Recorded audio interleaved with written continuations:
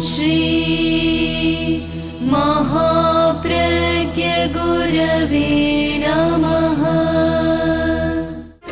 जिसके सांसों में रहता है शाश्वत शांति का स्पंदन, उस महाप्रज्ञ को वंदन, उस महाप्रज्ञ को वंदन। सत्य अहिंसा अनेकांत को अर्पित जिसका तन मन, उस महाप्रज्ञ को वंदन, उस महाप्रज्ञ को वंदन। जिसके सांसों में रहता है शाश्वत शांति का स्पंदन, उस महाप्रज्ञ को वंदन, उस महाप्रज्ञ को वंदन।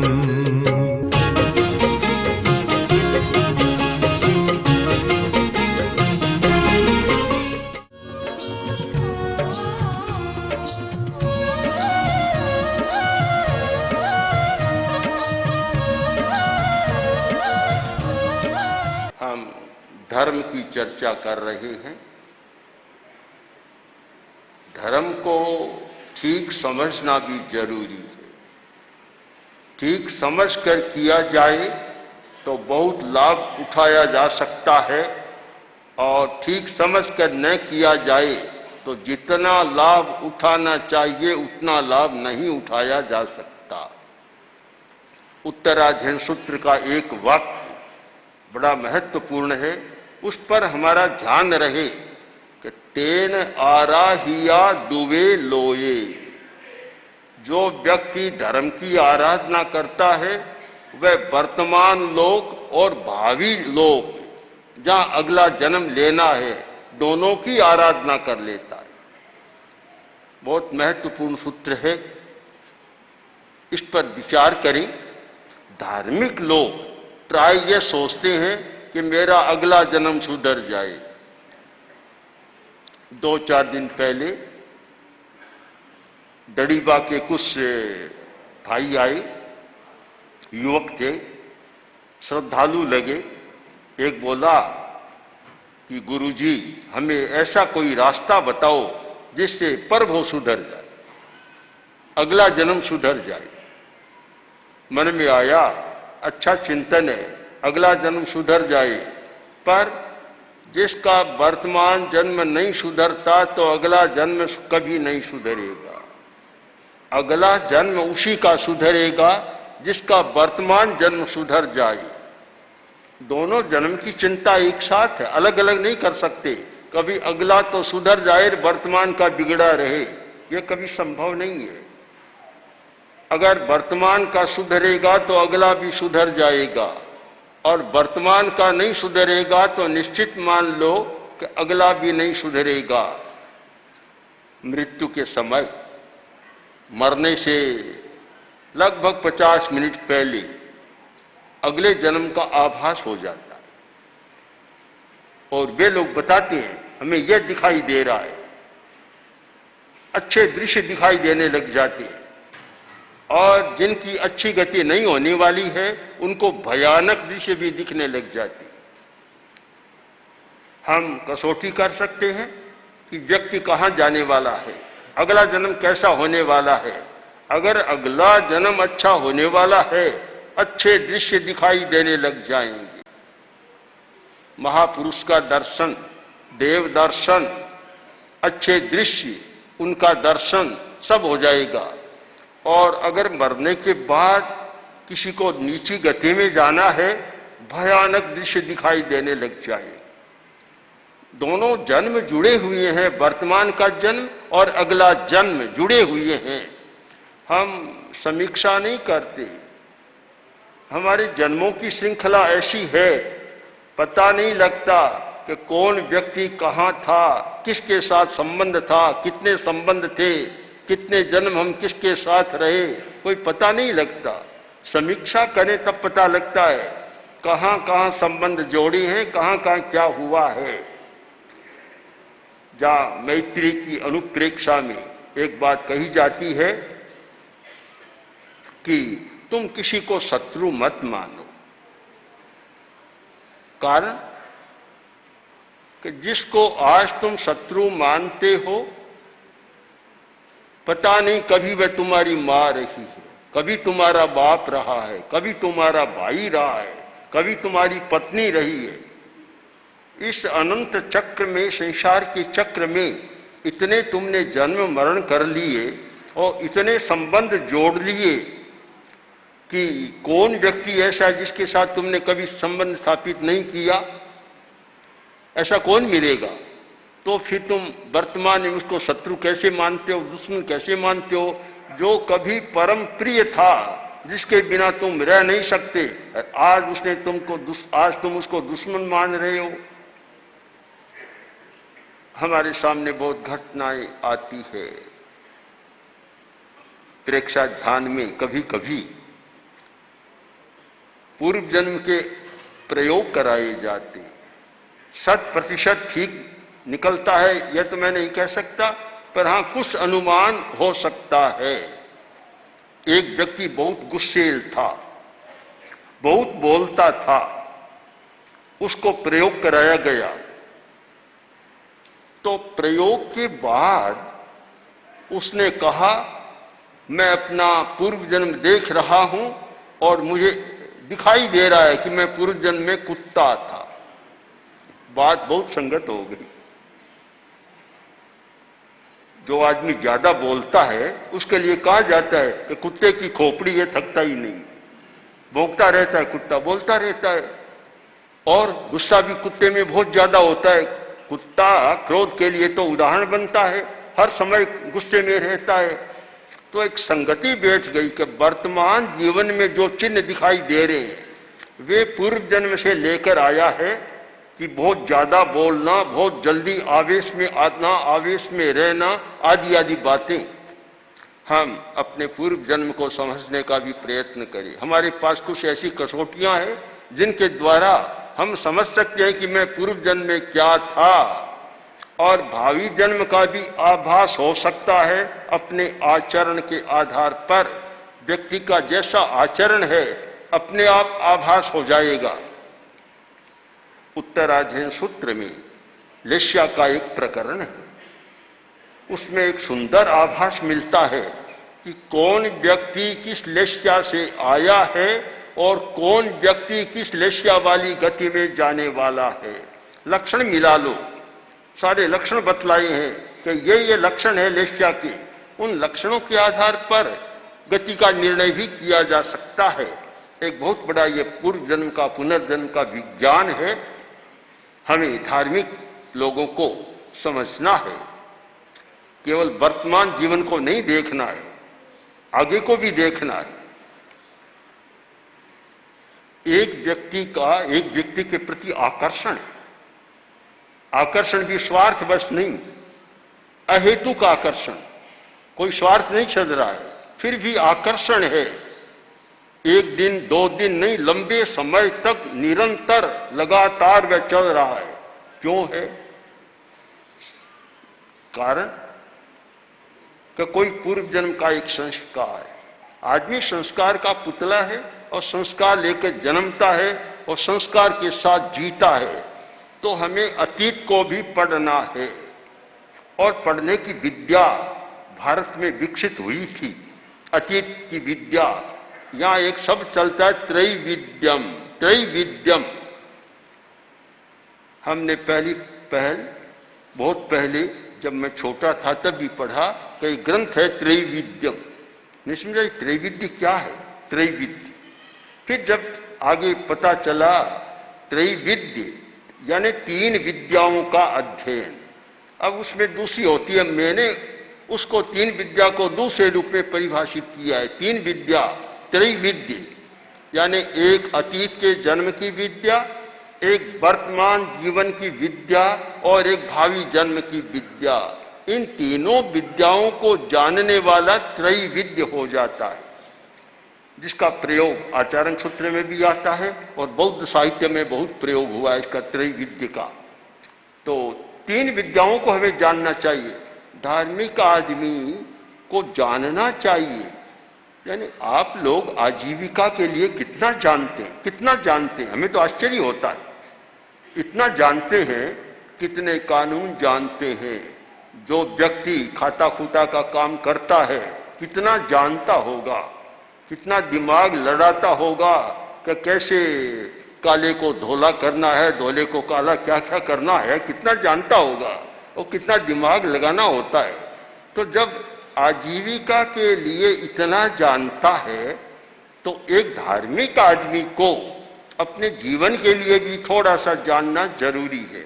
बहुत गहरी बात तो छोड़ दें उन पर जो साधु बन गए या गृहस्थ में रहते हुए भी जो सन्यासी तुल्य ऋषि तुल्य जीवन जी रहे हैं, जैसे हमारे श्री चंद जी रामपुरिया। गृहस्थ में रहते हुए भी उन्होंने 2-3 दशक का जीवन एक ऋषि का सा जीवन जिया और इतना विकास किया ज्ञान के क्षेत्र में, इतना अध्ययन किया, रात दिन उसमें रम गए। भयंकर स्थिति, शरीर की बीमारी, तो भी ये अध्ययन उनका नहीं छूटता। तो कुछ लोग ऐसे भी होते हैं, पर एक सामान्य आदमी को भी कुछ तो जानना चाहिए। उतनी गहराई से नहीं जान सके एक साधु जितनी गहराई से, एक ऋषि तुल्य जीवन जीने वाले व्यक्ति की गहराई से वे न जान सके, तो कम से कम इतना तो जानना चाहिए कि मेरा जो वर्तमान का आचार है, मेरा वर्तमान का व्यवहार है, वह मुझे क्या बता रहा है, वह मेरा दर्पण बने, उसमें मैं अपना चेहरा देख सकूं। आजकल मनोविज्ञान के क्षेत्र में, साइकोलॉजी में एक साइंस विकसित हुआ है, बिहेवियर साइकोलॉजी। जो बिहेवियर साइकोलॉजी यानी व्यवहार के आधार पर व्यक्ति का मानस को जाना जा सकता है, पढ़ा जा सकता है। तो हम भी अपने व्यवहार के आधार पर, आचरण के आधार पर पढ़ सकते हैं कि मैं अतीत में क्या था। अगर लोभ ज्यादा है, क्रोध ज्यादा है, अहंकार ज्यादा है, तो इसके माया कपट ज्यादा है, इनके आधार पर अनुमान किया जा सकता है कि मैं पिछले जन्म में क्या था, क्या था मैं, पता लग सकता है। और अगर वे ज्यादा हैं, उनको उपशांत नहीं किया जा रहा है, तो यह अनुमान भी हो सकता है कि आगे मुझे कहाँ जाना है, पता लग जाएगा अपने आप। अपना दर्पण अपने हाथ में, दर्पण को देखो, अपने चेहरे को देखो दर्पण में, जैसा है वैसा देखो, क्रोध मत करो, मत गाली दो दर्पण को, वह यथार्थ का ग्राही। दर्पण को गाली मत दो, अपना अपना चेहरा बदलो, सूर्य स्वयं है राही। दर्पण को गाली मत दो। एक आदमी जिसका चेहरा बहुत भद्दा था, दर्पण के सामने, शीशे के सामने जाकर खड़ा हो गया, तो अब चेहरा जो था वैसा ही तो दिखेगा। चेहरा दिखा, गुस्से में आ गया, बोला बेवकूफ कहीं का, ऐसा दिखा रहा है भद्दा मुझे, गाली देने लगे। फिर गया भीतर जाकर और चेहरे को थोड़ा कुछ लगाया होगा, कुछ संवारा होगा, धोया होगा, कुछ किया होगा। आकर देखा तो चेहरा तो आखिर था वैसा ही था। लगाने से क्या हो जाए, लगाकर तो और भद्दे लगते हैं। मैं तो जब कभी किसी को देखता हूँ कि वे लाल लाल लगाकर आते हैं, सामने आते ही एक असमंजस पैदा हो जाता है, भद्दापन लगता है, उल्टा भद्दा। शायद लगाते होंगे सौंदर्य के लिए, और स्वाभाविक सौंदर्य तो छिप जाता है और भद्दापन सामने आ जाता है, पर पता नहीं क्यों चलता है, चलता है, अपनी अपनी रुचि है। तो उसने कुछ टिप टाप किया, सामने जाकर खड़ा हुआ तो चेहरा तो वैसा ही आया। 2-3 बार किया, ऐसा ही आया। मुक्का ताना और मुक्का लगाया, दर्पण को फोड़ दिया, गालियां भी दी, फोड़ भी दिया। मत गाली दो दर्पण को, वह यथार्थ का ग्राही, वह तो यथार्थ को ग्रहण करता है। जैसा बिंब है वैसा प्रतिबिंब आएगा। कैसे बदलेगा, दर्पण नहीं बदलता, सच्चा है वह बिल्कुल ठीक वही दिखाएगा जो जैसा है। तो अपना चेहरा बदलो, दर्पण को गाली मत दो। आदमी अपना चेहरा बदल दे और अपना दर्पण बना ले, अपना दर्पण जिसमें अपना मुंह देख सके। ये चमड़ी वाला मुंह नहीं, भीतर का मुंह, भीतर का। और हमारे 2 मुंह होते हैं, शरीर के पूरे 2 हैं, एक तो ये चमड़ी वाला शरीर और एक आसपास उसका आभा मंडल, शरीर का पूरा आभा मंडल। अपना आभा मंडल कैसा है, उस आधार पर दर्पण में निर्णय होगा मेरा आभा मंडल कैसा है। आभा मंडल के आधार पर अतीत को जाना जा सकता है और आभा मंडल के आधार पर भविष्य को जाना जा सकता है। मैंने ऐसे लोगों को देखा, बहुत कपड़े बढ़िया है, सफेद, फिट फाट, अप टू डेट, एकदम ऐसे लोग रहते हैं और बढ़िया बढ़िया, किंतु उनका आभा मंडल बहुत मैला था, गंदा था।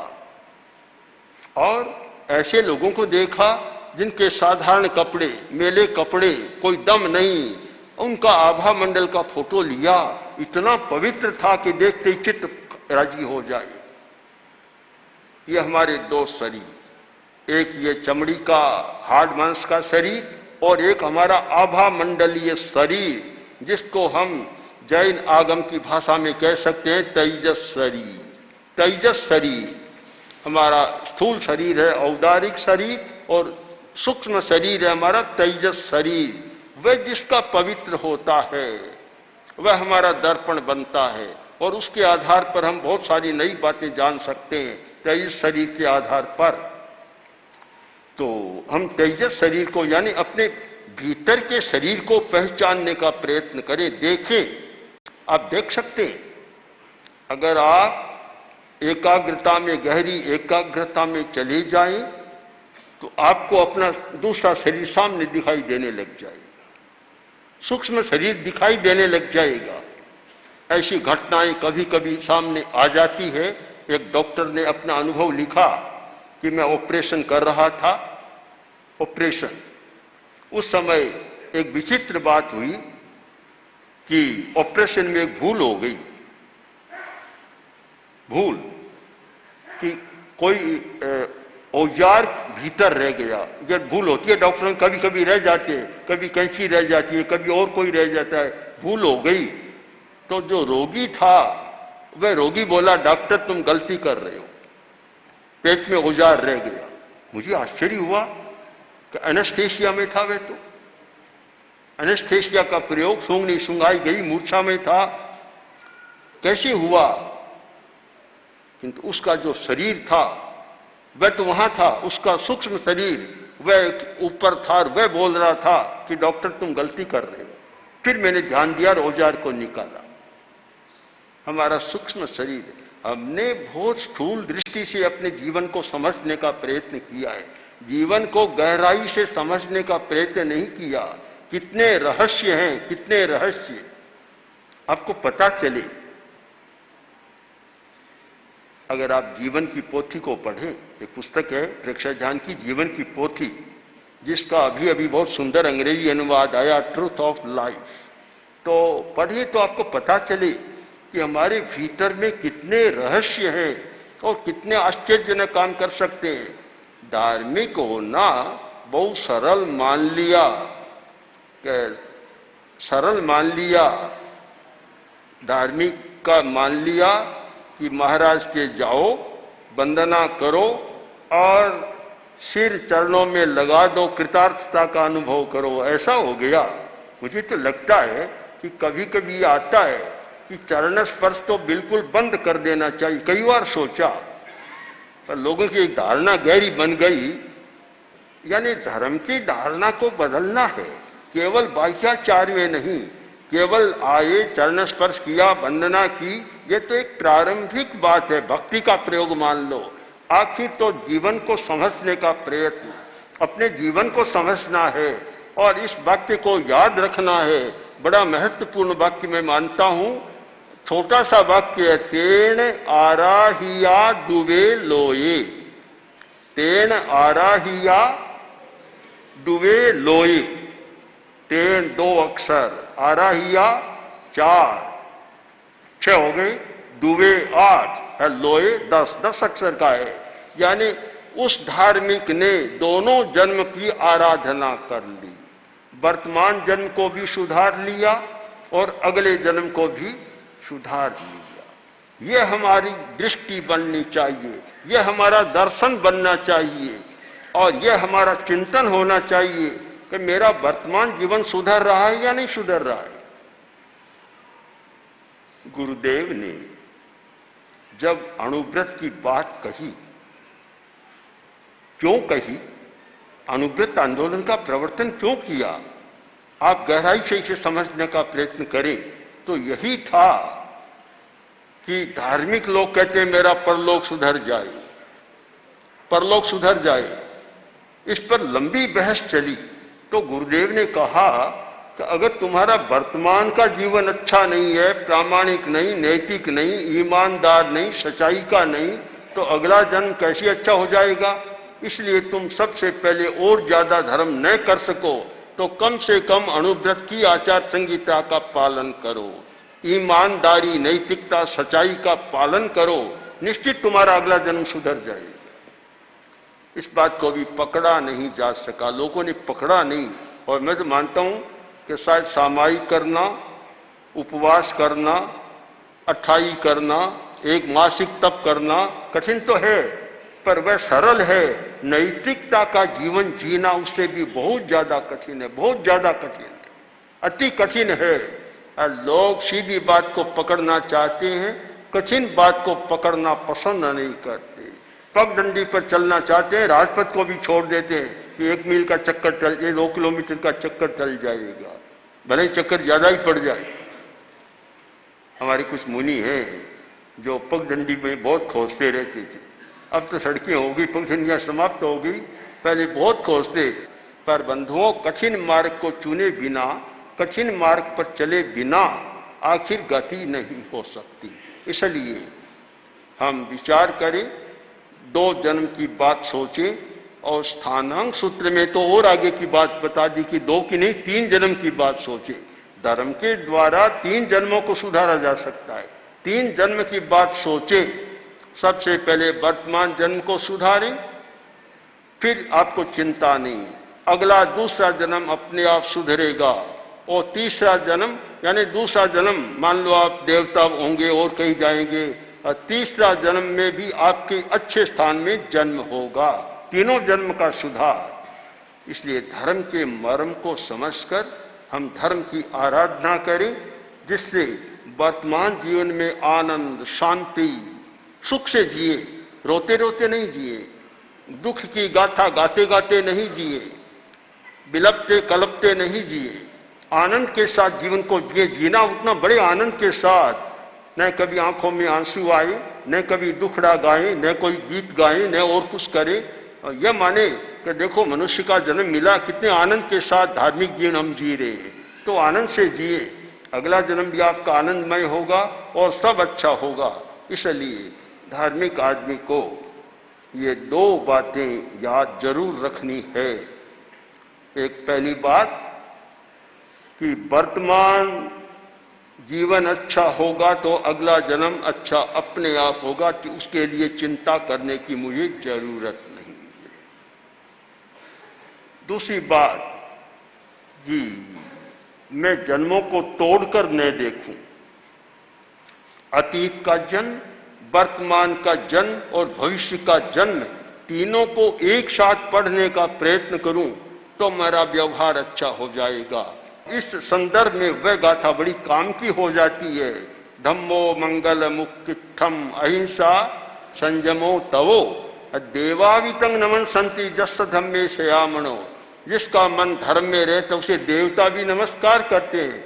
लोग तो देवता की परिक्रमा करने जाते हैं, और देवता किसकी परिक्रमा करते हैं? धार्मिक आदमी की। 2-4 दिन पहले एक भाई आया और देवता के आवेश में आ गया। बहन वीर भाई दोनों आ गए, हाथ ऐसे ऊपर ही ऊपर कर रखे थे। फिर मैंने पूछा हाथ ऊपर कैसे? तो जो कोई देवता आया था उसने कहा कि यहाँ तो मुझे सारे देव ही देव दिखाई दे रहे हैं, उनको हाथ जोड़ रहा हूँ, उनको भी नमस्कार कर रहा हूँ, बड़े बड़े देव दिखाई दे रहे। अरे आपका मन धर्म में रमा हुआ है तो देवता आपकी सेवा करेंगे, आपके पास आएंगे। और वह रमा हुआ नहीं है तो शायद वहां जाकर परिक्रमा करके भी बहुत ज्यादा लाभ नहीं उठा पाएंगे। इसलिए धर्म धम्मो मंगल मुक्तित्थम अहिंसा संयमो तवो। ओम श्री महाप्रज्ञ गुरवे नमः। ॐ श्री महाप्रज्ञ गुरवे नमः।